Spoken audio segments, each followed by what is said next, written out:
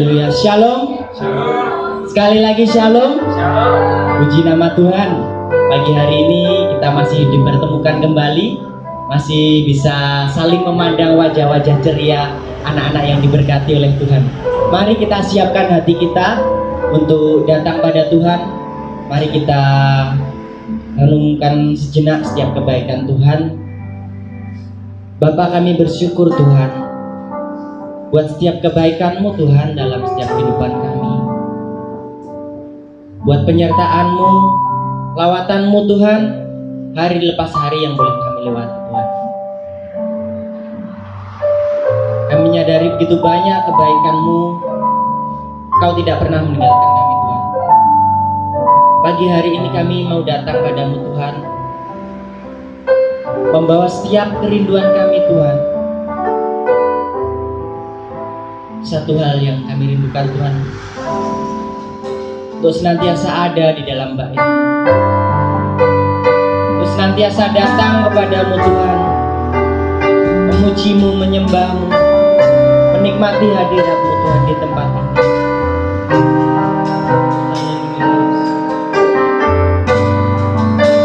Mari kita sama-sama katakan satu hal yang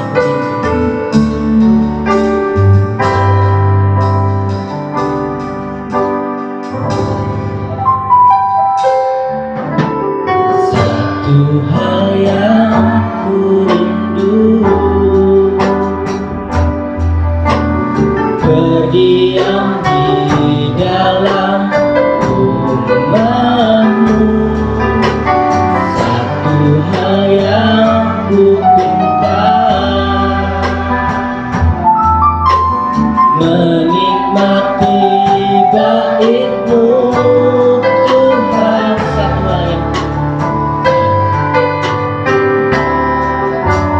Satu hal yang ku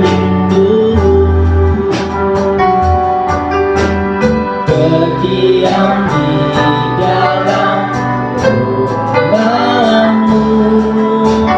Satu hal yang ku pinta, menikmati bait-Mu Tuhan.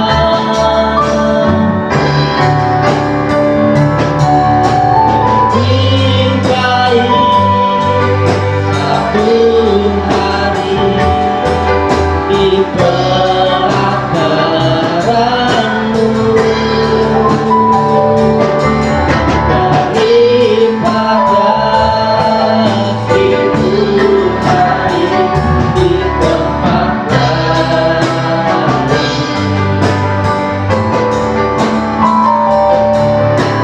Memuji-Mu, menyembah-Mu, Kau Allah yang hidup,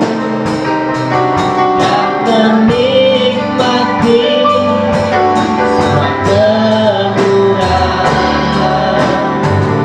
Kita ulang dari awal. Kami persilakan Bapak Ibu untuk bangkit berdiri. Satu hal yang ku rindu,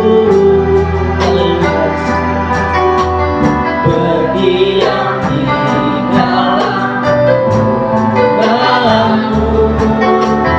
Satu hal yang ku pinta, menikmati bait-Mu. Katakan satu hal yang kami rindukan Tuhan. Satu hal yang ku rindu, berdiam di dalam rumah-Mu. Satu hal yang ku pinta, menikmati bait-Mu Tuhan.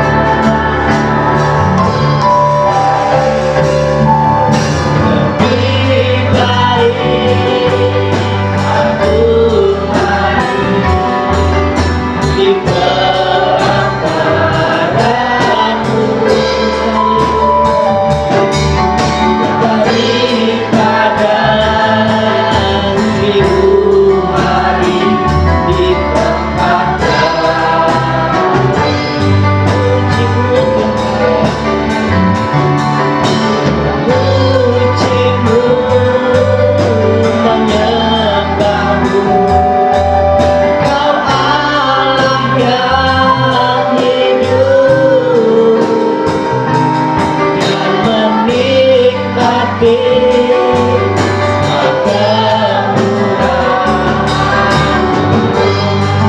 lebih baik satu hari di pelataran. Lebih baik satu hari di pelataranmu daripada 1000 hari di tempat lain.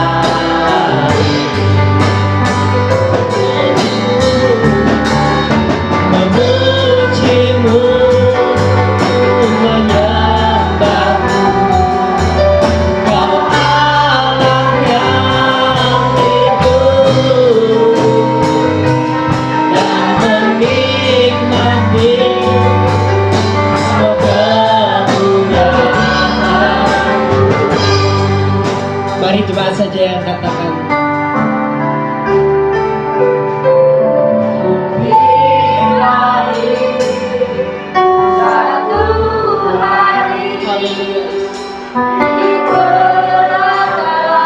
kami rindu Tuhan untuk datang di hadirat-Mu,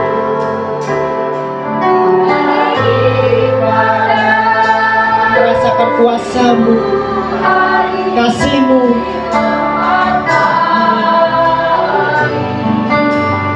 Memuji-Mu Tuhan, menyembah-Mu.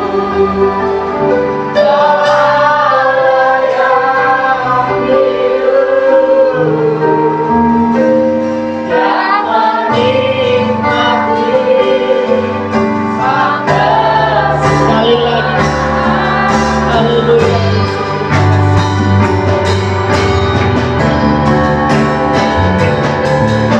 Lebih baik satu hari di pelataran-Mu,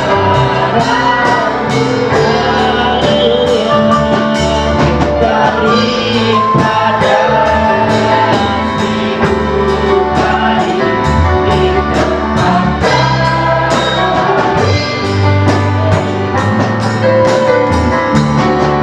memujimu, menyembahmu, Kau Allah yang hidup, dan menikmati semua kemurahan-Mu, dan menikmati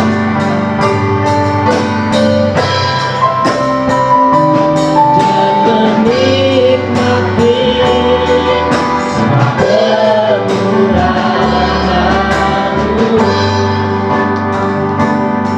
Beri kemuliaan bagi nama Yesus. Kau sungguh baik, Kau sungguh indah Tuhan. Haleluya. Kami mau memulai ibadah kami pagi hari ini Tuhan. Kami mau lebih sungguh lagi Tuhan untuk datang kepadamu. Kami mau nyatakan Kau yang sungguh indah Tuhan. Kau sungguh baik, Kau sungguh mengasihi kami Yesus. Haleluya. Pengorbanan-Mu yang sungguh nyata dan hidup. Mari katakan dia sungguh indah, dia Yesus. Sungguh indah, katakan dia Yesus.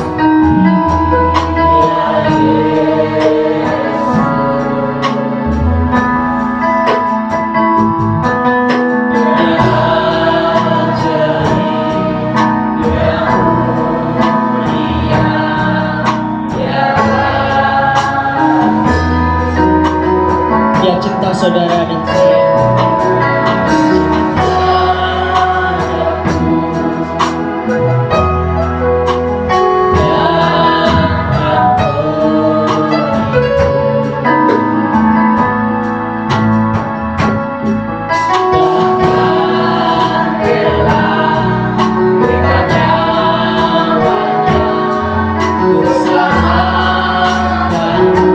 Katakan lebih sungguh lagi, dia sungguh indah, dia Yesus.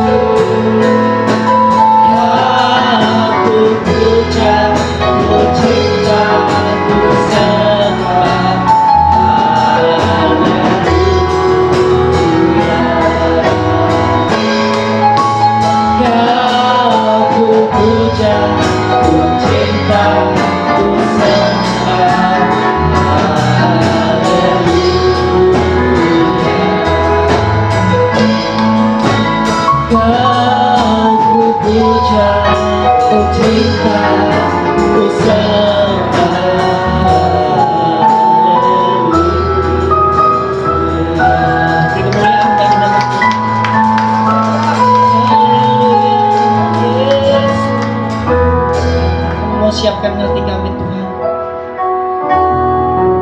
untuk datang padamu Tuhan. Kami rindu akan firman-Mu Tuhan. Mau menyiapkan hati kami biarlah Tuhan Kau taburi dengan firman-Mu Tuhan. Kami siap untuk mendengarkan firman-Mu Tuhan.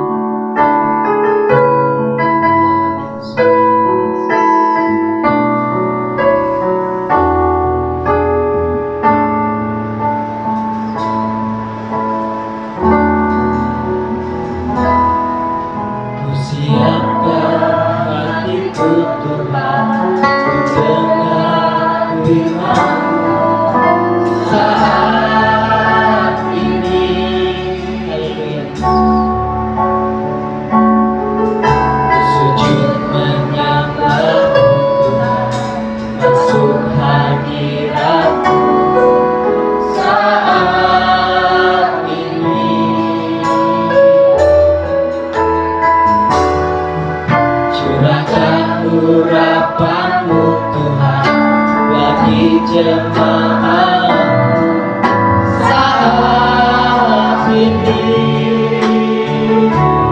Ku siapkan hatiku Tuhan untuk dengar firman. Katakan, kami siapkan hati kami Tuhan untuk dengar.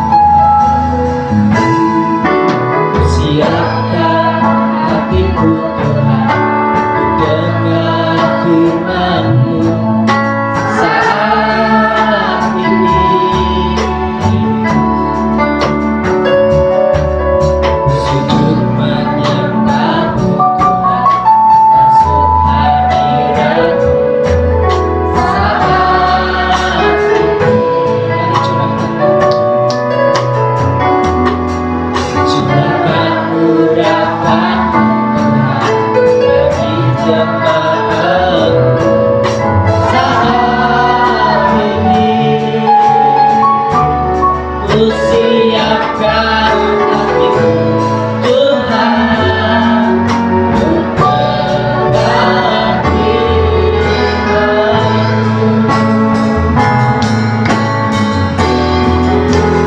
firman-Mu Tuhan tiada berubah.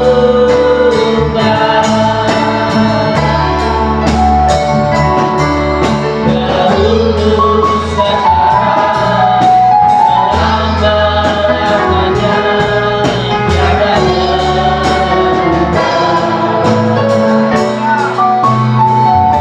Firman-Mu penolong hidupku,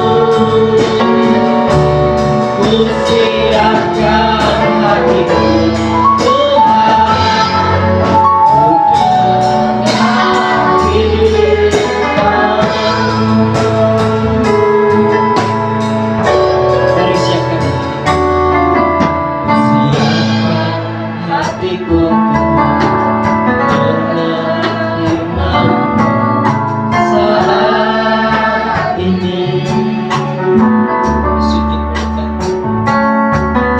sujud menyembah-Mu Tuhan masuk hadirat-Mu saat ini.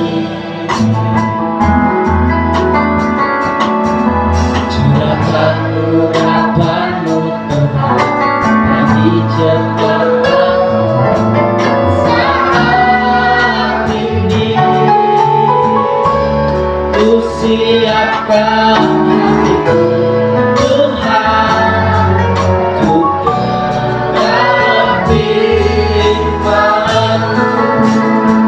Sama-sama katakan firman-Mu Tuhan. Firman-Mu Tuhan tiada berubah.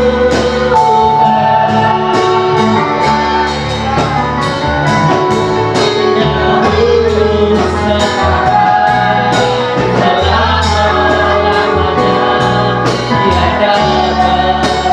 Firman-Mu penolongku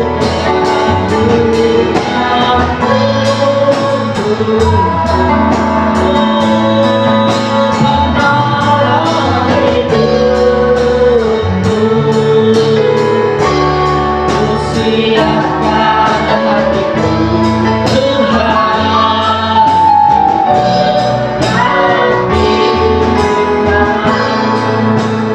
katakan firman-Mu Tuhan. firman-Mu Tuhan tiada siapkan hatiku Tuhan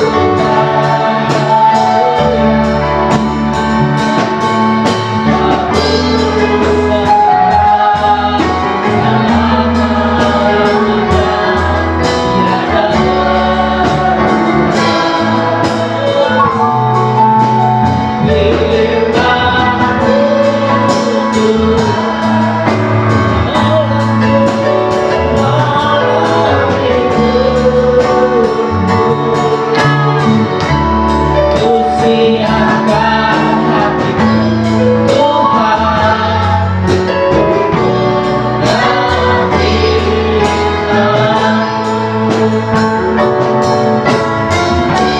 Ku siapkan hatiku Tuhan untuk dengar firman-Mu.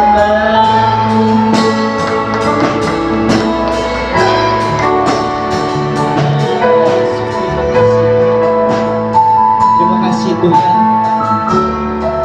buat penyertaan-Mu Tuhan sepanjang kehidupan kami Tuhan.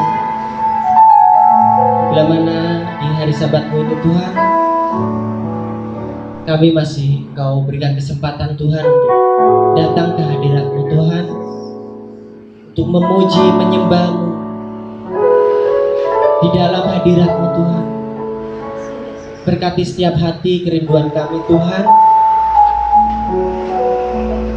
Apapun Tuhan beban permasalahan kehidupan kami Tuhan, kiranya Tuhan, kami sudah menyiapkan hati kami Tuhan untuk menerima firman-Mu Tuhan. Dan yang Kau berkati setiap hati kami Tuhan, supaya kami tidak pulang dengan sia-sia Tuhan, namun kami beroleh sukacita, beroleh jalan keluar dari setiap permasalahan kami Tuhan. Yang lemah boleh dikuatkan kembali oleh karena firman Tuhan. Berkati hamba-Mu yang akan menyampaikan firman-Mu Tuhan. Biarlah setiap apa yang ia sampaikan adalah berasal dari Engkau saja.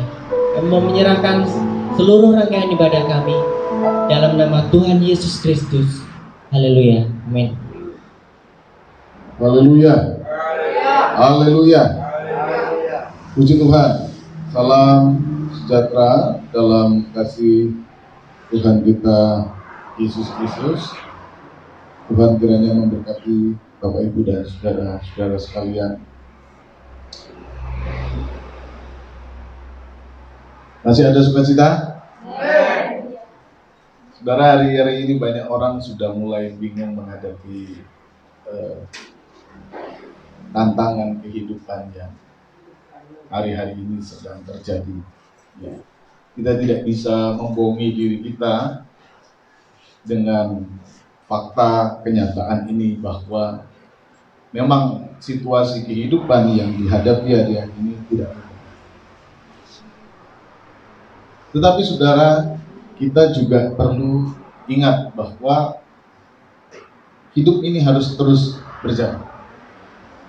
Kita tentu punya harapan, kita tentu punya tekad, kita tentu punya tujuan yang perlu untuk terus kita perjuangkan. Dan itulah sebabnya saudara, di tengah-tengah situasi seperti ini, tanpa kemudian kita memungkiri kenyataan itu, memungkiri kenyataan bahwa memang hidup ini sulit. Namun pada sisi yang lain, mari kita terus tetap menguatkan diri kita, sehingga tantangan ini sedikit demi sedikit, perlahan namun pasti dapat kita kalahkan bersama dengan Tuhan. Nah, karena itu saudara, kita butuh modal yang membuat kita untuk siap bertarung menghadapi tantangan kehidupan ini. Kita tidak boleh dikalahkan oleh situasi ini, namun mari kita bangkit bersama dengan Tuhan untuk memenangkan perjuangan kehidupan kita. Nah, saudara, sehubungan dengan situasi tantangan kehidupan yang sedang kita hadapi, saya ingin ajak saudara untuk membaca satu bagian dari ayat firman Tuhan dari kitab 1 Samuel pasal 31 ayat yang ke-6 dengan tema firman Tuhan, menang di masa sulit.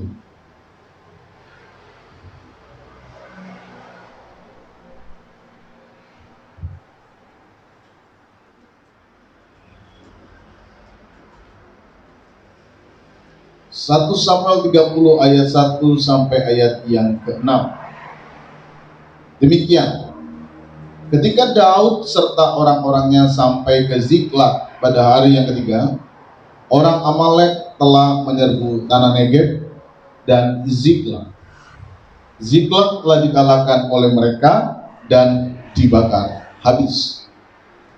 Perempuan-perempuan dan semua orang yang ada di sana, tua dan muda, telah ditawan mereka. Dengan tidak membunuh seorang pun, mereka menggiring sekaliannya, kemudian meneruskan perjalanannya. Ketika Daud dan orang-orangnya sampai ke kota itu, tampaklah kota itu terbakar habis, dan istri mereka serta anak mereka yang laki-laki dan perempuan telah ditawan. Lalu menangislah Daud dan rakyat yang bersama-sama dengan dia itu dengan nyaring, sampai mereka tidak kuat lagi menangis. Juga kedua istri Daud ditawan, yakni Ahinoam perempuan Israel dan Abigail bekas istri Nabal orang Karmel itu.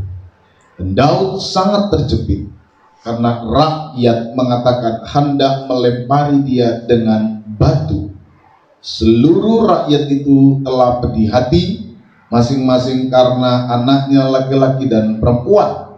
Tetapi Daud menguatkan kepercayaannya kepada Tuhan Allahnya. Puji Tuhan.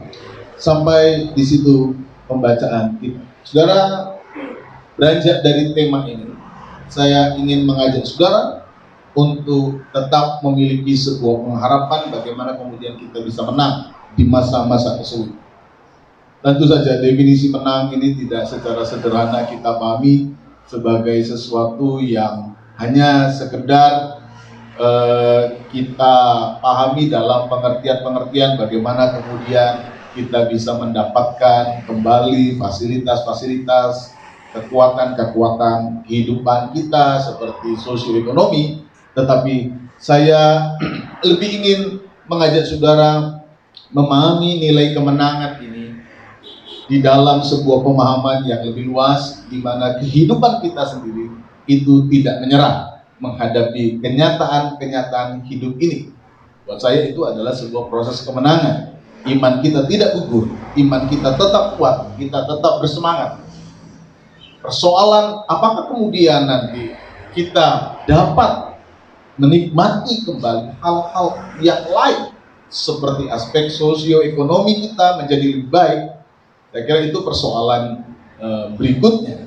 Tetapi hal terpenting dalam kehidupan beriman kita adalah bagaimana minimal kita sendiri memiliki sebuah keyakinan, memiliki kemampuan untuk terus berjuang, memiliki kekuatan untuk terus bertekun di dalam kehidupan kita, di dalam menjalani hari-hari kita. Ini adalah sebuah kemenangan.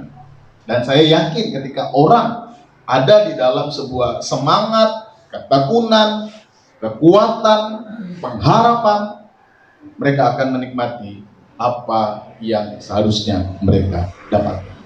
Saudara, kisah Alkitab yang kita baca di dalam 1 Samuel 30 ayat 1 sampai ayat 6 adalah sebuah bagian dari kisah kehidupan dari tokoh-tokoh Alkitab, yang mana dalam hal ini disebutkan sebagai seorang yang bernama Daud. Saudara, Daud adalah tokoh Alkitab yang sangat berpengaruh di dalam pemahaman iman orang Yahudi. Dan di dalam Alkitab pun kita melihat bahwa Daud dan seluruh pengalamannya memiliki peran yang tidak sedikit di dalam pembentukan konsep keimanan kehidupan kita juga, yang memahami Alkitab kita ini sebagai firman Allah.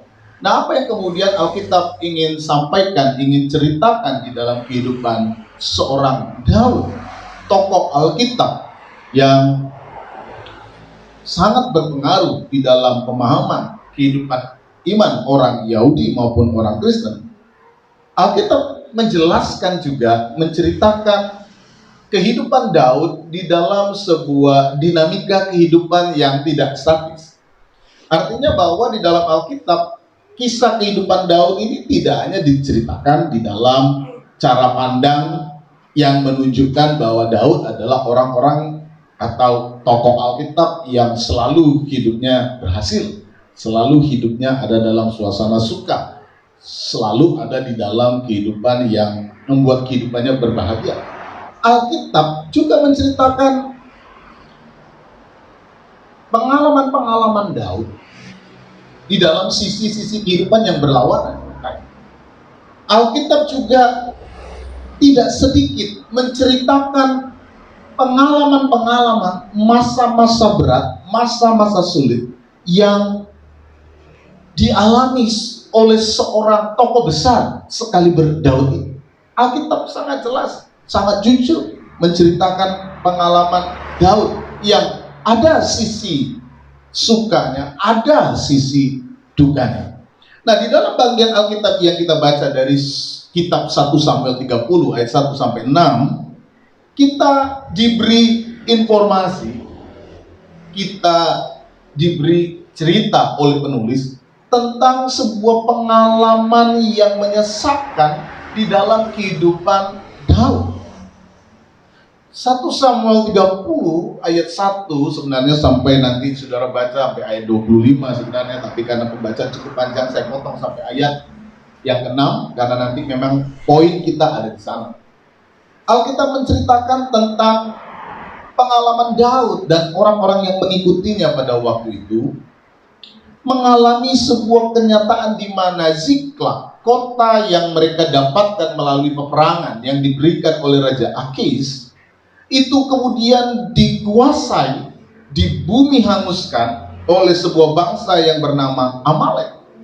Dan di dalam ayat itu kita dapat melihat sebuah kenyataan kehidupan yang sungguh-sungguh berat dialami oleh Daud dan rakyat yang mendukung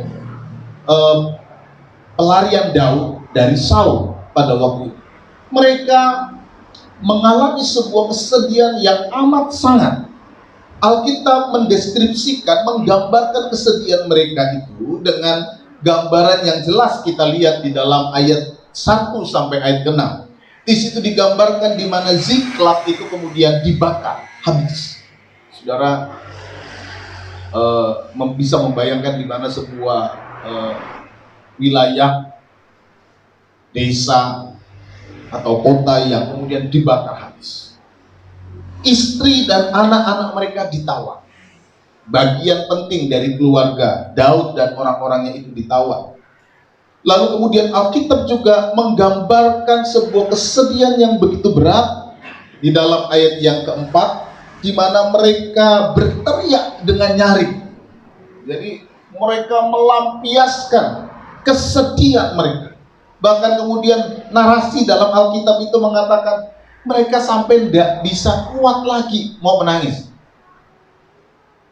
Jadi kalau orang itu udah sampai pada puncaknya rasa pedih nangis, itu udah tidak bisa lagi mau nangis.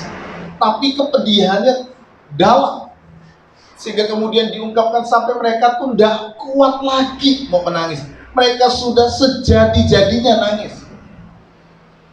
Pernah nangis sejadi-jadinya ya kira-kira kayak gitulah. Nah lebih dari itu, sudah tidak bisa lagi mau nangis. Tapi rasanya kepedihan itu dalam. Karena seluruh istri-istri mereka, anak-anak mereka, laki-laki perempuan, semuanya ditawan. Orang-orang yang mereka cintai ditawan. Dan yang lebih mengenaskan lagi bagi seorang Daud yang adalah pemimpin pada waktu itu, Daud kemudian dikatakan terjepit karena orang-orang yang mendukungnya, orang-orang yang mengiringnya justru mau melempari Daud dengan batu. Mereka melampiaskan kekecewaan di mana Ziklag terbakar dengan mau melemparkan batu itu kepada Daud.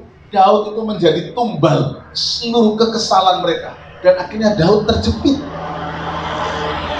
Saudara, Alkitab menjelaskan sebuah situasi yang sangat sulit yang dialami oleh seorang yang bernama Daud. Dan saudara, sebagaimana halnya orang yang ada di dalam sebuah situasi terjepit, tentu situasi-situasi ini adalah sebuah situasi kritis. Saudara yang pernah mengalami sebuah keadaan terjepit pasti bisa tahu bagaimana rasanya, bagaimana suasana hati saudara, dan kemungkinan langkah-langkah yang bisa diambil oleh orang yang kepepet, terjepit oleh situasi. Dari sini salah, dari situ salah, belum lagi korban perasaannya. Daud sendiri bukanlah orang yang kemudian senang-senang dengan situasi Ziklag, karena istrinya dibawa pergi, kotanya dihabisi, anak-anaknya ditawan juga. Daud juga sedih. Tetapi kesedihan itu semakin dalam ketika orang-orang yang diharapkan bisa mendukungnya justru mau melempari dia dengan batu. Bapak Ibu yang sudah berusaha berjuang yang terbaik untuk anak-anak, untuk keluarga, tapi kemudian karena satu situasi keadaan membuat semuanya itu mungkin rusak, tetapi justru orang-orang yang seharusnya Bapak Ibu mintai dukungan justru menyalahkan. Nah, kan rasanya piye? Rasanya bagaimana? Justru kamu yang harusnya mendukung saya, kok sekarang menyudutkan saya. Seakan-akan tumbalnya ini, kesalahan itu ada dalam diri saya. Tentu perasaannya campur aduk ya, sedih ya, kecewa ya, pokoknya semua. Ini situasi yang ada di dalam diri seorang yang bernama Daud. Saudara, kurang lebih kenyataan situasi ini kalau boleh digambarkan. Hari-hari ini kita itu ada di dalam sebuah situasi yang terjepit seperti itu. Mau bikin apa rasanya kok sulit, mau bikin apa kok rasanya susah. Maju kena, mundur kena, ke kiri ya sulit, ke kanannya sulit. Punya uang mau bikin apa, nggak punya uang juga susah. Sekarang bantuan dari pemerintah kan sedang digencarkan. Tapi kenapa ekonomi juga mandek? Ya kemungkinan tadi karena banyak orang juga tidak berani mau usaha apa ya. Kalau saya ini siapa yang kemudian mau menjadi pelanggannya? Kalau mau buka ini apa iya pasti kemudian akan berhasil. Orang ada di dalam situasi. Tapi kalau tidak usaha nanti kemungkinan besar proyek, usaha, perusahaan, keuangan, cash flow akan terganggu. Tidak ada pemasukan tapi pengeluaran terus. Orang kemudian ada di dalam sebuah situasi yang terjepit hari-hari ini. Saudara, dari sebuah kenyataan situasi yang seperti ini, saya ingin mengajak kita untuk kemudian merenungkan catatan Alkitab. Dan melalui refleksi yang ingin disampaikan oleh bagian kitab ini, saya ingin mengajak saudara itu juga untuk kemudian membangkitkan diri kita. Hal apa yang kemudian dapat kita pelajari dari kisah Daud yang pada akhirnya nanti berakhir dengan happy ending, dan bagaimana kemudian Daud bersama dengan rakyat yang hampir melemparinya dengan batu pada akhirnya dapat memenangkan situasi itu, dapat mengalahkan situasi itu.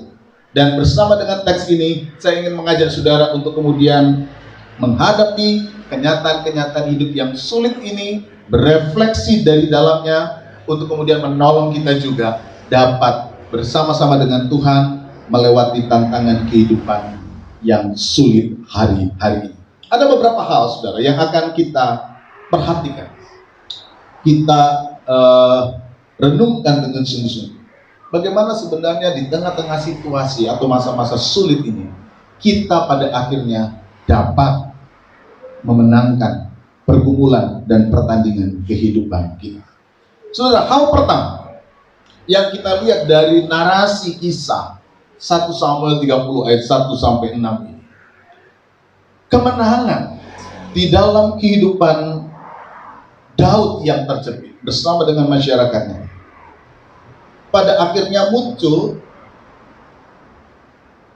dengan sebuah pemahaman di mana mereka pada akhirnya tidak saling menyalahkan. Tadi kita membaca gerakan untuk saling menyalahkan itu muncul ketika Ziklag dibakar. Daud tidak tahu apa-apa. Daud juga bersama dengan rakyat. Yang memenangkan Ziklag itu juga Daud dan rakyat. Tetapi ketika Ziklag terbakar, orang kemudian mengalami kepedihan, orang mengalami kekecewaan. Salah satunya hal buruk yang sering kali muncul apa? Saling menyalahkan. Karena kita itu pada dasarnya tidak mau disalahkan kalau ada sesuatu. Baik dalam keluarga, baik dalam masyarakat, baik dalam kelompok, baik dalam hidup bernegara. Kalau sudah ada bencana, orang kadang-kadang atau sudah ada masalah mencoba mencari tahu, tapi dia sendiri tidak mau disalahkan. Kecenderungan menjaga dirinya biasanya justru muncul dalam sebuah bentuk menyalahkan yang lain. Kalau kita membaca narasi dari kebakaran di Ziklag ini, Daud tidak salah apa-apa. Dan mereka ada sama-sama dengan Daud kok. Mereka sedang pergi. Tiba-tiba kemudian Amalek datang, menawan istri dan anak-anak mereka, membakar Ziklag. Lah kenapa Daud yang mau dilempari dengan batu? Tapi ini reaksi manusia. Punya kita itu tidak mau mempersalahkan diri kita. Tetapi refleksinya atau bentuk usaha untuk menjaga diri kita justru seringkali muncul dalam cara-cara menyalahkan orang lain. Kalau ada masalah, oh itu gara-gara dia tuh gara-gara kamu tuh kan gara-gara si A itu. Saudara tahu ketika yang muncul itu cuma saling menyalahkan. Sementara persoalan yang sebenarnya datang bukan dari dalam mereka, justru akan menghancurkan kehidupan Israel, Daud dan rakyatnya pada waktu. Dan seandainya mereka tetap mempertahankan, saya yakin Ziklag tidak bisa direbut kembali. Istri dan anak-anak mereka tidak bisa direbut kembali. Kenapa kemudian mereka bisa mengejar Amalek, mengalahkan Amalek, membebaskan istri dan anak-anaknya? Terjadi pemberesan di situ. Mereka akhirnya tidak saling menyalahkan. Mereka tidak saling menjatuhkan. Oh ini kesalahan kamu sih, gara-gara kamu tuh, makanya semuanya berantakan. Seandainya mereka tetap ribut dalam situasi kesulitan itu, mereka tidak akan pernah bisa mengejar. Nah, ini refleksi penting di tengah masa-masa sulit seperti ini. Di tengah kehidupan berkeluarga kita, di tengah kehidupan berjemaat, di tengah kehidupan bersama, masalah itu sudah ada hari ini. Masalah, tantangan itu sudah ada. Tetapi masalah itu tidak selalu datang dari dalam diri kita.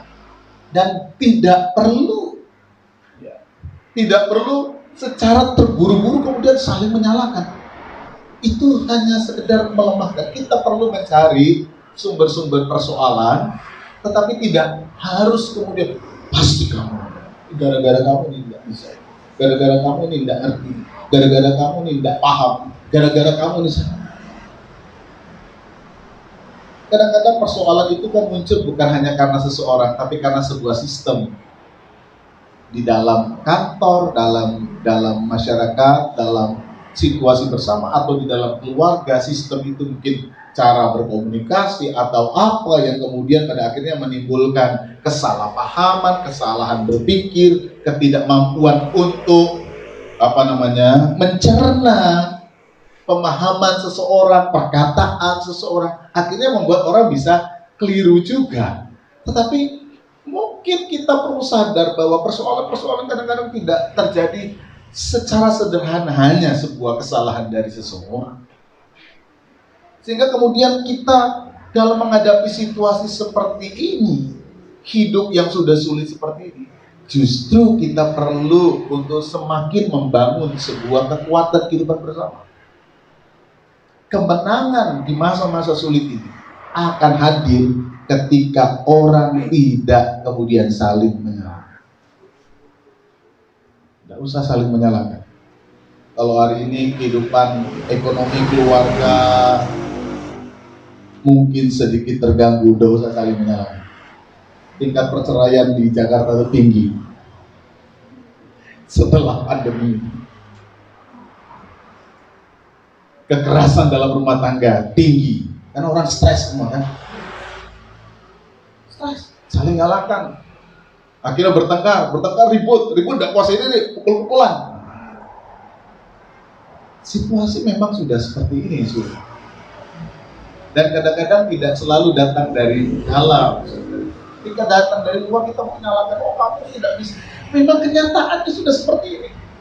Mungkin istri sudah berusaha mengelola uang itu sebaik-baik mungkin dari apa yang diberikan oleh suaminya. Tapi karena memang kenyataannya seperti ini, mau bagaimana ini? Cukir balik udah tulis sana tulis sini, empet sana empet sini, tapi ya tetap jebol misalnya. Karena kenyataannya memang ternyata tidak semudah membalikkan telapak tangan. Semua sudah berusaha, suami juga mungkin sudah berusaha habis-habisan, tapi yang kenyataannya pelanggannya tidak ada, atau yang dikerjakan memang belum dapat hasilnya. Mau bagaimana?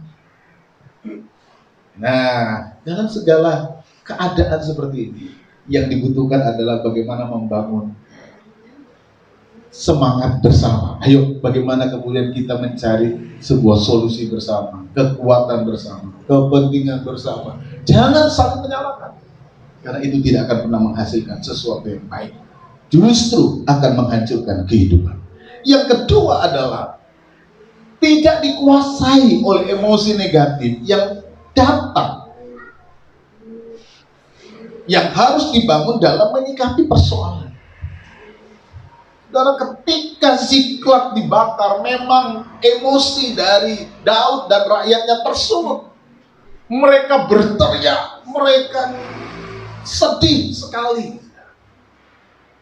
Ya, kita tidak bisa bohongi. Kenyataan sulit, masalah, pergumulan, itu akan menyulut emosi kita. Tetapi, saudara, kita harus dapat menguasai. Karena kalau emosi tidak bisa dikuasai, daya nalar turun, saudara tidak bisa kemudian membedakan apa yang harus dikerjakan dan mana yang sebenarnya tidak harus dikerjakan. Kalau orang kemudian berkata gelap mata, kenapa mata? Apa yang matanya gelap? Pakai kacamata hitam? Bukan, karena otaknya sudah tertutup oleh emosi negatif yang justru lebih mendominasi dalam pengambilan keputusan, dalam cara-cara dia bertindak. Aduh Pak, maaf saya gelap mata, mataku gelap. Aduh saya gila Pak. Nah, kemarin di kebakaran di Trubus disinyalir karena ada pegawai yang bermasalah, lalu kemudian membakar diri orang hari ini. Apa yang terjadi? Kadang-kadang emosi yang tidak dapat kemudian kita kuasai akan dapat justru menghancurkan. Seandainya mereka, rakyat yang mendukung Daud ini, pada akhirnya melempari Daud dengan batu karena emosi, siapa yang mau memimpin mereka berperang? Siapa yang akan menuntun mereka berperang? Kalau orang-orang yang seharusnya mendukung justru menghakimi, justru melempari, justru menyalahkan, justru menyudutkan, siapa yang kemudian mau menolong mereka, mempersiapkan segalanya, mendukung mereka, membantu mereka, memikirkan strategi untuk berperang? Ketika kisah ini diakhiri dengan happy ending, saudara, saya percaya pada akhirnya mereka mampu menguasai diri mereka. Rakyat mampu menguasai diri. Daud mampu menguasai diri. Kalau Daudnya ikutan emosi, kamu udah tak pimpin, balas marah, gantian marah saking emosinya kan bisa. Daud kehilangan kontrol, Daud kehilangan kemampuan untuk berpikir, Daud kehilangan kontrol untuk menguasai emosinya, habislah. Justru di antara mereka terjadi peperangan, terjadi saling perang. Sudah habis dihantam Amalek, sudah habis dihantam masalah, sudah habis dihantam oleh kenyataan, mereka sendiri saling menghancurkan. Ini yang sering kali terjadi secara fakta yang ada di lapangan. Ironisnya kan begitu. Sudahlah ada masalah di dalam keluarga ya ribut sendiri. Sudahlah ada masalah di dalam kantor kemudian saling menyalahkan. Sudah bangsa ini kemudian bermasalah, di dalamnya saling gontok-gontokan. Nah, kan? Tapi inilah faktanya. Saling mencari ruang, saling mencari kesempatan menjatuhkan satu dengan lain hanya karena kepentingan-kepentingan pribadi, kepentingan kelompok, kepentingan komunitasnya, golongan. Nah, ini hal yang paling penting untuk kita bahas. Masa-masa yang sulit harusnya ditopang, harusnya dihadapi dengan kemampuan untuk menguasai diri kita, menguasai emosi kita. Semua orang terluka, semua orang lagi susah, semua orang lagi sulit. Jangan terlalu kemudian kita mengumbar emosi-emosi negatif yang hanya sekedar melampiaskan kekesalan dalam diri yang justru berakibat pada kehancuran kehidupan bersama. Kunci yang kedua, bagaimana kemudian bisa menang di masa sulit adalah kuasai emosi kita. Jangan sampai kita itu dikuasai oleh emosi negatif yang pada akhirnya membuat kita justru tidak mampu menyikapi persoalan dengan sebaik-baiknya, dengan bijaksana, dengan sebenarnya. Itu yang kedua. Yang ketiga, nah ini yang paling penting saudara, adalah kita mampu menguatkan hati kita kepada Tuhan. Saudara, di tengah situasi di mana Daud terjepit, di mana Daud mau dilempari batu oleh orang-orang, di mana Daud dipersalahkan oleh rakyat yang mendukungnya, Daud mengambil sebuah sikap penting yang perlu untuk kemudian kita teladan, yang perlu untuk kemudian kita sungguh-sungguh perhatikan, renungkan, dan taruh di dalam hati kita. Apa itu? Dia menguatkan hatinya kepada Tuhan. Saudara perhatikan ayat yang ke-6 dari 1 Samuel 30 ini. Dan Daud sangat terjepit karena rakyat mengatakan hendak melempari dia dengan batu. Seluruh rakyat itu telah pedih hati, masing-masing karena anaknya laki-laki dan perempuan. Apa sikap Daud kemudian? Tetapi Daud menguatkan kepercayaannya kepada Tuhan Allahnya. Di tengah-tengah respon-respon negatif dari rakyatnya yang seharusnya menyulut Daud, ya emosi. Daud juga manusia, disalah-salahkan, disudut-sudutkan, dijadikan kambing hitam dari semua kekacauan ini. Mungkin saja ya kalau kita yang dihadapkan situasi seperti ini, bisa meledak, bisa marah juga, bisa emosi, dan akhirnya ribut. Kadang-kadang di antara kehidupan keluarga ada sebuah atau ada bagian dari anggota keluarga kita yang mungkin pada waktu itu dia sedang ada dalam kemudian dia kemudian bisa bereaksi yang lebih berlebihan, atau di dalam kehidupan bersama, ada kehidupan komunitas, mungkin ada di tengah-tengah kondisi kehidupan salah satu dari kehidupan saudara kita yang mungkin karena kepedihan yang begitu berat membuat dia tidak bisa mengontrol emosinya. Nah, hal penting yang perlu diperhatikan dalam menghadapi situasi seperti ini adalah mengambil sebuah sikap seperti Daud. Ambil sebuah sikap seperti Daud. Seandainya Daud jadi juga emosi, apa yang terjadi? Habis. Tidak ada tuh cerita mereka menang lawan Amalek. Tidak ada cerita anak istri kemudian balik. Tidak ada. Karena pada akhirnya emosi dilawan emosi. Akhirnya habis. Daud memberikan sebuah contoh. Di tengah-tengah kegalauan, di tengah-tengah ketidakmampuan, di tengah-tengah situasi yang betul-betul sulit. Bukan karena situasinya saja yang sulit, bukan hanya kondisinya yang sulit, tetapi secara psikologis memang mereka juga sulit. Hatinya galau, hatinya sulit. Apa yang kemudian perlu diperhatikan? Apa yang kemudian perlu diambil? Daud memberikan satu contoh yang menjadi kunci kemenangan mereka. Daud di tengah-tengah keterjepitan itu, apa yang dia lakukan? Dia menguatkan kepercayaannya kepada Tuhan. Daud menguatkan kepercayaannya kepada Allah. Ada 3 hal yang kita perlu perhatikan di dalam hal ini. Menguatkan kepercayaannya adalah sebuah pilihan sikap yang sebenarnya datang dari hati seseorang untuk menguatkan. Ini adalah pilihan. Dan Daud memberikan contoh pilihan yang baik di tengah situasi sulit. Jangan kemudian justru semakin mengumbar emosi-emosi saudara. Di tengah situasi seperti ini akan justru memperkeruh. Tapi pilihan yang tepat adalah menguatkan diri. Ambil pilihan yang tepat dalam masa-masa sulit. Apa pilihan yang tepat? Menguatkan kepercayaanmu kepada Tuhan. Menguatkan keyakinanmu kepada Tuhan. Mau menurut emosi, selalu akan kemudian keluar tapi hasilnya malah tidak baik. Daud memberikan contoh yang baik. Dia menguatkan kepercayaannya kepada Tuhan.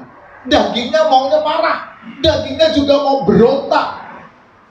Daud bisa aja ngomong, bukan cuma kau yang sedih ya, aku juga sedih, istriku juga ditawan, anakku juga ditawan. Daud bisa marah kepada rakyatnya. Emangnya yang sedih cuma elu aja? Gue juga sedih, marah juga dengan situasi ini. Saya juga galau. Istriku juga ditawan, anakku juga ditawan. Enak aja. Mau nyala-nyalain orang, enak aja, mau nyudutkan. Tapi apakah Daud kemudian mengambil sikap itu? Nah, sebagai seorang pemimpin yang tahu apa yang harus dia lakukan, Daud menguatkan kepercayaannya kepada Tuhan. Dia tahu kalau dia emosi, habis. Yang terjadi cuma kekacauan, yang terjadi cuma kehancuran. Daud menguatkan kepercayaannya. Di sini Daud mengambil pilihan sikap. Saudara, suka memang tidak suka, emosi kita itu pasti akan terambul-ambul dalam situasi seperti ini. Apalagi kalau saudara disudutkan, saudara disalahkan, saudara dikambing hitamkan. Tapi Daud mengajarkan sebuah prinsip penting. Dia menguatkan kepercayaannya kepada Tuhan. Apakah ini tanpa pengorbanan? Wah, ini Daud betul-betul berkorban dalam hatinya. Dia sudah sedih, tapi dia harus tahu apa yang harus diambil, sikap apa yang harus diambil. Dia menguatkan kepercayaan. Daud mengambil pilihan yang tepat. Saudara, kalau pilihan kita salah di dalam situasi sulit, hancur. Ambil pilihan yang tepat. Dan Daud mengajarkan sebuah pilihan yang tepat di tengah-tengah masa sulit, yaitu menguatkan kepercayaan.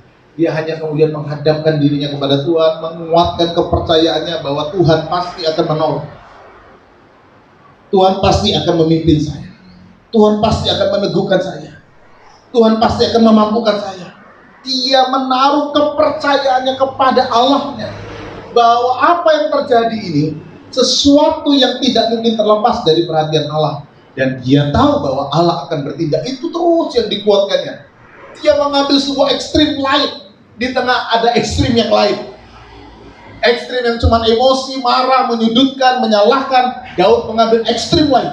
Dia menguatkan dirinya, menguatkan kepercayaannya kepada Allah. Ini yang pertama kita perlu lihat dalam pengambilan sikap Daud. Di dalam sikap menguatkan hati, kepercayaan kepada Allah, ini adalah pilihan. Karena itu pilihlah sikap yang tepat dalam menghadapi masa sulit. Yang kedua, saudara, di dalam pemahaman yang ketiga itu, bahwa sikap Daud yang menguatkan dirinya ini sebenarnya bukanlah sesuatu yang tiba-tiba dapat Daud lakukan. Bukan. Ketika Daud menguatkan kepercayaannya, ini bukan sesuatu yang tiba-tiba loh. Tetapi ini adalah sesuatu yang datang dari investasi yang ada dalam dirinya. Artinya, Daud suka selama ini membangun kepercayaannya kepada Allah. Daud suka untuk terus membangun kekuatannya kepada Allah. Daud suka untuk terus membangun keyakinan iman. Dan Daud memiliki pengalaman-pengalaman ini bersama dengan Tuhan. Orang kan biasanya mengambil sikap, mengambil tindakan itu berdasarkan pengalaman. Kalau cara dia menyelesaikan itu dengan cara marah-marah, ya kecenderungannya dia juga akan menyelesaikan segala sesuatunya dengan marah-marah. Benar atau enggak? Kalau cara dia menyelesaikan segala sesuatunya dengan cara emosional, ya kecenderungannya setiap kali mau menyelesaikan masalah dengan cara emosional. Kenapa Daud mengambil pilihannya? Sekali lagi, saudara, kata ini menunjukkan bahwa apa yang Daud lakukan ini sebenarnya sesuatu yang datang dari investasi kehidupan. Nah, saudara, dengan pengetahuan dan pemahaman seperti ini, coba investasikan hal-hal baik dalam diri saudara. Itu suatu saat akan keluar sebagai sebuah modal bagaimana saudara harus menghadapi hidup. Ini yang namanya karakter. Karena karakter itu adalah sebuah respon berulang dari diri manusia dalam menghadapi sesuatu. Nah, karakter itu adalah sebuah pengulangan terus. Makanya orang bilang, oh karakternya begitu. Kenapa? Karena tampilan, reaksi, cara dia bersikap itu seperti itu terus. Nah, karakter itu terbentuk dari pengulangan demi pengulangan.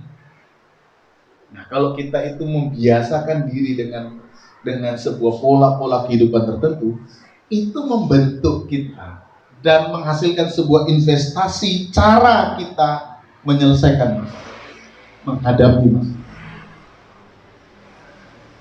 Nah, bagi kita orang tua, saudara, investasikan cara itu kepada anak-anak kita. Cara bagaimana kita menyelesaikan masalah itu terinvestasi dalam diri anak. Anak akan melihat gimana cara papa mamaku menyelesaikan masalah. Bagaimana cara orang tuaku menyelesaikan masalah. Itu membentuk cara dia juga, gimana dia harus menyelesaikan masalah. Nah, kalau cara kita menyelesaikan masalah, buk. Dia akan belajar bagaimana cara menyelesaikan masalah dengan buk. Tapi kalau kemudian dia tahu, oh orang tuaku bertengkar, tapi kemudian cara menyelesaikan masalahnya begini.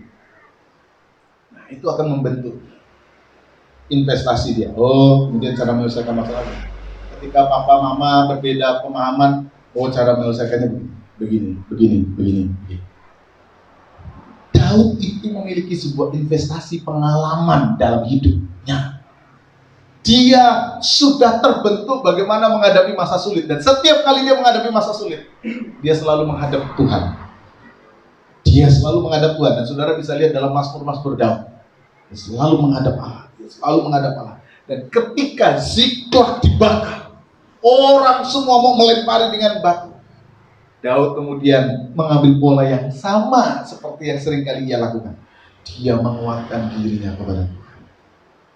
Jadi saudara, yang kedua, penguatan diri yang Daud lakukan, yang Daud kerjakan, itu datang tidak tiba-tiba, tapi dari sebuah investasi pengalaman kehidupan.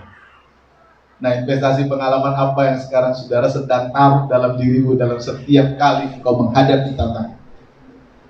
Itu akan menjadi investasi terbesar bagaimana besok engkau menghadapi tantangan. Daud sudah menanamkan sebuah pola kehidupan yang luar biasa. Ini yang kedua dari hal ketiga, menguatkan hati kepada Tuhan. Dan yang terakhir, penguatan. Ketika Daud menguatkan kepercayaan, hal itu menghasilkan sebuah power yang besar bagi Daud untuk memiliki harapan memenangkan perjuangan kehidupannya. Ketika Daud menguatkan kepercayaannya, itu muncul harapan, muncul sebuah kekuatan bahwa aku bisa mengalahkan Amalek, aku bisa mengejar Amalek, aku akan bisa menundukkan Amalek, aku bisa mengambil kembali istri dan anak-anak. Dan yang kedua, kata penguatan itu mampu sekaligus menjadi daya kontrol bagi Daud untuk tidak menghasilkan ekspresi-ekspresi atau tindakan-tindakan negatif dalam dia menyelesaikan persoalan. Ketika Daud menguatkan kepercayaan kepada Tuhan, dia berarti tidak mau pusing dengan apa yang dikatakan oleh orang-orangnya. Wah, aku mau lempari Daud itu dengan batu. Telinganya dia tidak arahkan ke sana. Paling Daud cuma bilang, ini ekspresi orang-orang emosi, udahlah, biarin aja. Dia tidak masukkan ke hati. Dia tidak mau taruh itu di dalam hatinya. Dia kemudian mulai mengekspresikan dirinya. Dia kemudian mulai memusatkan dirinya kepada Tuhan. Dia mulai menguatkan dirinya. Aku tidak mau diganggu dengan hal-hal yang lain. Walaupun itu menyakitkan, tapi aku memilih untuk tidak mau diganggu. Aku hanya mau menguatkan diriku kepada Tuhan. Dan akhirnya selesai kan. Mereka semua maju berperang pada akhirnya. Yang akhirnya awalnya mau saling lempar-lemparan batu, yang awalnya mau saling menyalahkan, tapi karena Daud mengambil sebuah sikap yang tepat, rakyat pun kemudian sadar akan semua situasi yang terjadi. Akhirnya sudah, ayo kemudian Daud minta baju efod. Penguatan yang Daud lakukan itu menghasilkan apa? Dia dapat mengambil sebuah cara yang tepat. Akhirnya dia mencari, memohon petunjuk Allah melalui doa. Apa yang Daud lakukan dengan penguatan itu membuat dia pada akhirnya dapat menemukan proses yang tepat untuk mengatasi. Ambil baju efod. Ketika Daud menguatkan kepercayaannya itu, sikap yang muncul apa? Ambil baju efod. Aku mau berdoa kepada Tuhan. Coba kalau dia tidak menguatkan kepercayaannya, ambil pedang. Tak cari mana orangnya tadi itu yang mau melempari saya dengan batu. Yang diambil lain. Atau mana batu? Ganti tak lempar. Apa yang Daud lakukan setelah dia menguatkan hatinya? Apa dia ambil pedang? Ambil batu? Ambil baju efod. Aku mau berdoa kepada Tuhan. Penguatan itu datang dari diri sendiri. Setelah dia menguatkan dirinya, dia tahu proses apa yang harus diambil. Daud minta. Nanti ayat berapa itu? Ayat 7 ya. Lalu Daud memberi perintah kepada Imam Abiatar bin Ahimelek, bawalah efod itu kepada. Maka Abiatar membawa efod itu kepada Daud. Kemudian bertanyalah Daud kepada Tuhan. Daud berdoa, haruskah aku mengejar gerombolan itu? Akan dapatkah mereka kususul? Dan Allah berfirman, dan ia berfirman kepadanya, kejarlah, sebab sesungguhnya engkau akan dapat menyusul mereka dan melepaskan para tawanan itu. Saudara, penguatan diri yang benar menghasilkan proses yang tepat dalam menyelesaikan masalah. Daud ambil pedang untuk marahin orang itu, ambil batu untuk lempar. Kamu lempar aku batu kan? Ganti, kamu tak lempar batu. Dah, aku udah capek-capek jadi pemimpinmu, malah kau salah-salahkan. Emosi. Daud mengambil cara itu. Dia menguatkan dirinya. Dia tidak terpengaruh dengan situasi yang menyudutkan diri. Ini persoalan kontrol diri. Dan akhirnya apa yang dia katakan? Ambil baju efod. Daud tahu apa yang harus dia lakukan. Dia berdoa kepada Allah. Dan pada akhirnya apa? Yang kedua, dia kemudian mengambil sebuah langkah yang tepat. Bagaimana menyelesaikan masa sulit ini? Bagaimana kemudian memenangkan masa sulit ini?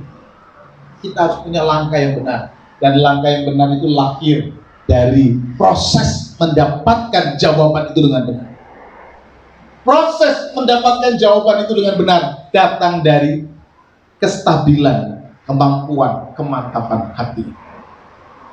Orang tenang bisa berpikir dengan tepat. Kalau berpikir dengan tepat, dia mencari jawaban pilihan yang tepat. Tapi kalau ini udah kacau, emosi kacau, prosesnya juga kacau, pilihannya juga kacau. Saudara, Daud mengajarkan kepada kita sebuah cara bagaimana kemudian kita dapat mengalahkan masa-masa sulit. Apa yang Daud alami, mungkin itu juga yang sedang kita alami. Kita sedang terjepit oleh situasi. Dan dalam situasi terjepit itu mungkin banyak hal yang menjepit, saudara. Bukan masalah ini saja menjepit, tapi mungkin tekanan-tekanan dari orang tua, dari anak, dari istri, dari suami, dari orang, dari atasan, dari bawahan, menjepit, saudara. Kalau saudara ada dalam situasi yang terjepit seperti itu, ambillah pilihan sikap Daud.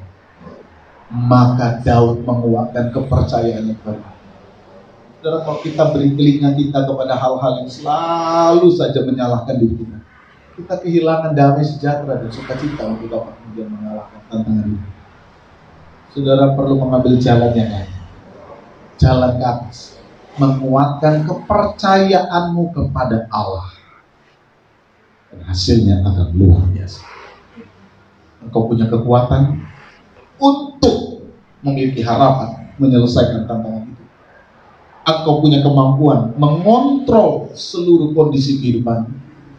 Engkau akan mendapatkan proses yang tepat bagaimana kemudian engkau akan menghadapi tantangan itu dan menemukan langkah yang tepat, karena proses yang kau ambil adalah cara yang tepat. Sama seperti Daud. Setelah Daud menguatkan dirinya, dia menenangkan dirinya, dia menguatkan kepercayaan, dia kemudian berdoa kepada Allah. Setelah dia berdoa kepada Allah, dia mengambil jalan yang tepat. Tuhan pun berfirman, kejarlah dia, engkau akan mendapatkannya. Tuhan pasti akan menjawab, saudara. doa saudara dengan caranya sendiri. Bagaimana kemudian kita harus dapat mengalahkan situasi. Mungkin jawaban Tuhan bisa berbeda-beda dalam diri kita. Tapi percayalah, apapun yang Tuhan berikan kepada kita, itu semua akan menolong dan memampukan jawaban terbaik bagaimana kemudian kita harus menghadapi kehidupan. Bisakah kita menang di masa ini? Bisa. Kalau kita semakin menguatkan diri, kepercayaan kita kepada Allah, Tuhan kiranya memberkati kita sekalian. Amin. Puji Tuhan. Haleluya. Saudara merasa diberkati? Amin. Semua boleh lambaikan tangan yang merasa diberkati. Mari kita bangkit berdiri. Kita siapkan hati kata untuk mengakhiri ibadah kita pada siang hari ini. Kita mengucap syukur buat setiap kehidupan kita yang boleh kita lewati, apapun yang terjadi dalam kehidupan kita. Betapa aku mencintai segala yang telah terjadi.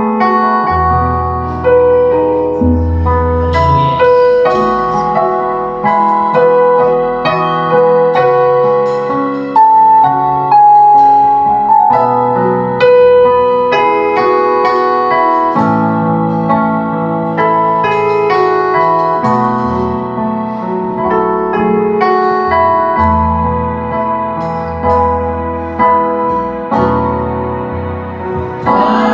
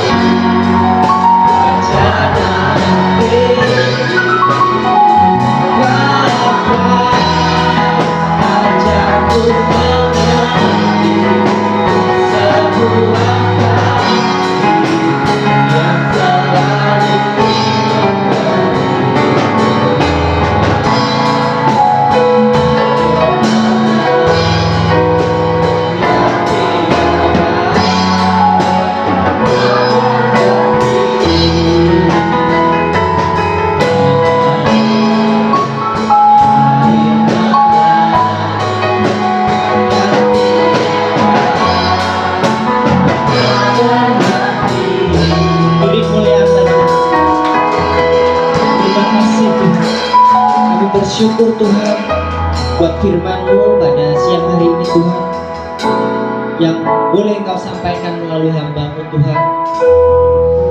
Engkau boleh mengingatkan kami kembali Tuhan, untuk senantiasa kuat di dalam Engkau Tuhan, melewati setiap permasalahan kehidupan kami, setiap tekanan kehidupan kami Tuhan. Kami boleh mengambil sikap seperti Daud Tuhan, yang senantiasa menguatkan hatinya dan senantiasa menguatkan imannya untuk berdoa, untuk datang kepadamu Tuhan.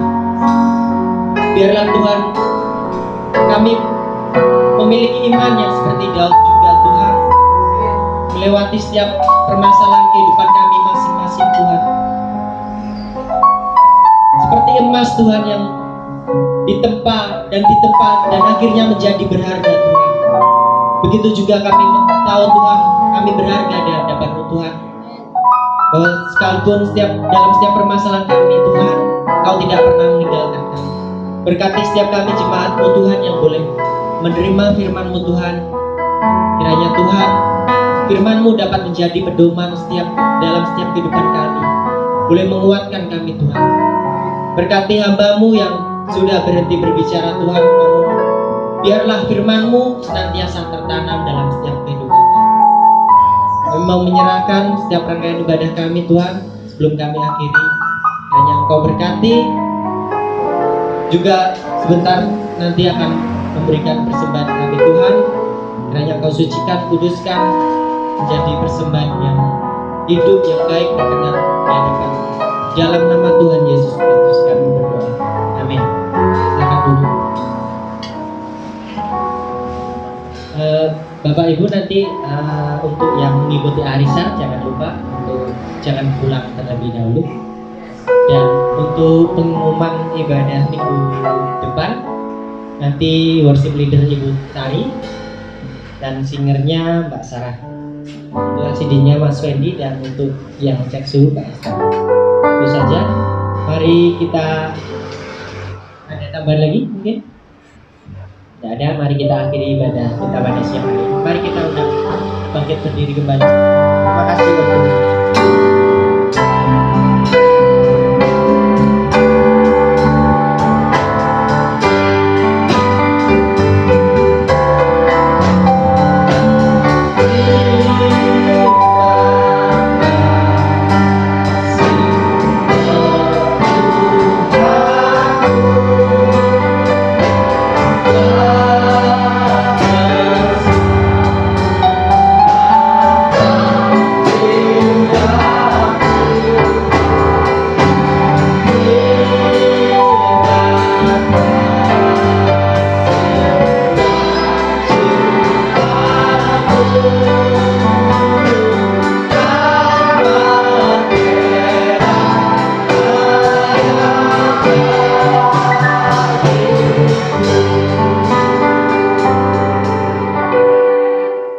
Mari kita bersatu di dalam doa. Bapa, di dalam nama Tuhan Yesus Kristus kami bersyukur, berterima kasih kepada Tuhan karena Engkau sungguh baik bagi kehidupan kami semua, mengaruniakan kepada kami berkat-berkat surgawi, berkat-berkat dalam surga bagi setiap kehidupan kami, anak-anak-Mu yang datang beribadah pagi hari ini. Kami sudah memuji, menyembah, memuliakan nama-Mu. Kami sudah mengagungkan Engkau dan kami menyerahkan seluruh kehidupan kami semua.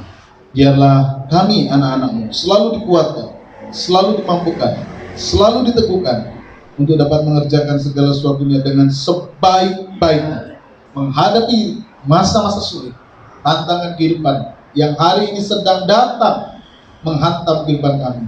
Tolong Tuhan kuatkan kami, agar kami mampu terus menguatkan diri kami, kepercayaan, keyakinan kami seperti Daud, dan melihat janji Allah berkarya bekerja di dalam setiap kehidupan kami.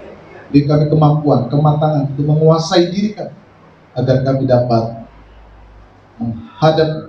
mengalahkan seluruh pergumulan hidup kami. Hamba menyerahkan hidup jemaat Tuhan, dimanapun mereka berada. Engkau kiranya memberkati setiap usaha, setiap pekerjaan, setiap rumah tangga. Mereka diberi kekuatan untuk terus bersama-sama, bersehat, bergandengan tangan, terus memajukan kehidupan mereka berjalan bersama menghadapi tantangan. Jauhkan segala hal yang merusak kesatuan kehidupan rumah tangga, pekerjaan, kehidupan bersama, hidup anak-anak, sehingga mereka tetap boleh melihat kekuatan kesatuan hati itu menolong, memampukan, dan meneguhkan mereka. Bapa, kami menyerahkan seluruh kehidupan kami, setiap ibadah yang sudah kami kerjakan, doa, pujian, penyembahan, persembahan yang kami berikan kepada Tuhan, terima semua menjadi sesuatu yang berkenan kepada kami, sehingga ketika kami pulang, kami boleh membawa berkat-berkat dari Tuhan. Kami menyerahkan seluruh kehidupan kami semua ke dalam tangan bangsa dan negara kami, ke dalam tangan Allah. Peliharalah bangsa kami, pakailah bangsa kami untuk menjadi Allah Tuhan, memuliakan Engkau, meninggikan Engkau, untuk dapat menyatakan kepada dunia bahwa Tuhan yang hidup dan berkuasa itu ada di tengah-tengah kehidupan kami, untuk menghadirkan sebuah kualitas kehidupan kerajaan Allah di dalam kehidupan kami. Terima kasih Bapa. Tuhan, sebentar kami akan pulang ke rumah kami masing-masing. Mari Engkau pimpin dan sertai. Tuntunlah kami dalam perjalanan. Tibakanlah kami di rumah kami dengan selamat. Mohon tangan berkat Tuhan turun memberkati kami semua. Saudaraku yang terkasih, pulang, bawalah berkat Tuhan. Kiranya anugerah damai sejahtera dari Tuhan Yesus Kristus, kasih Allah Bapa dalam persekutuan Roh Kudus turun atas kita sekalian hari ini sampai selama-lamanya. Tuhan kiranya memberkati engkau, Tuhan memberkati keluargamu, Tuhan memberkati apa yang kau makan, minum, dan pakai.